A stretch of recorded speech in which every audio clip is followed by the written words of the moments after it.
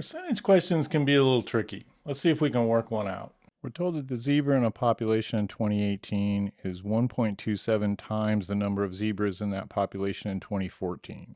If the number of zebras in this population in 2014 is p% of the number of zebras in the population in 2018, what is the value of p to the nearest whole number? Now there's an easy way and a hard way, as they say, to do this. The easy way is the one you want to know, and that is to realize that when we're going back in time, all we have to do is take the multiple of 1.27 and identify its reciprocal. If you take 1 divided by 1.27, you're going to get 0.787. Then to turn that into a percent, all we have to do is multiply it by 100. We get 78.7. And the question tells us to round it to the nearest whole number. So that's going to be 79%. And our answer over here is 79. For anybody who might want an explanation of why that works, we can go through it the hard way. If I let z sub 2014 equal the number of zebras that were in the population in 2014 and z sub 2018 similarly equal the number of zebras in the population in 2018, what we're given in the equation is that the number of zebras in 2018 equals 1.27 times the number of zebras in 2014. So that information is given. What we want to know for the population of zebras in 2014 is what percent of that of the zebras in 2018.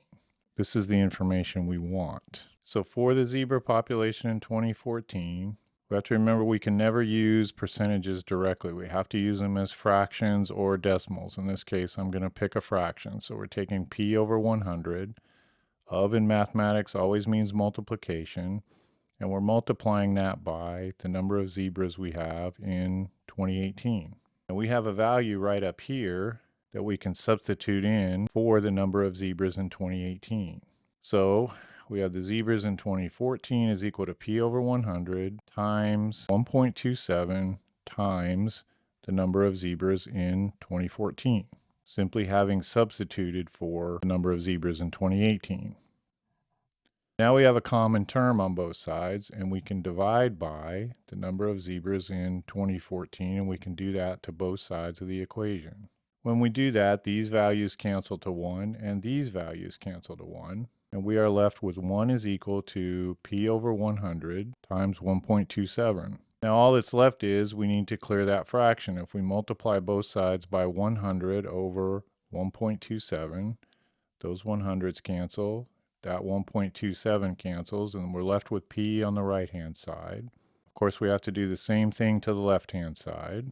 And if we take 100 divided by 1.27, we're going to get 78.7. And since we've already multiplied by 100, that is the percentage, and all that's left then is to round it to the nearest whole number. So if you stuck around long enough for that explanation, I appreciate you. What you really want to know is when you're going forward in time, we use the multiple of 1.27. When we're going backward in time, we use its reciprocal. There's always going to be a few percentage problems on the SAT, so make sure you practice these. I appreciate any thoughts you have on this one.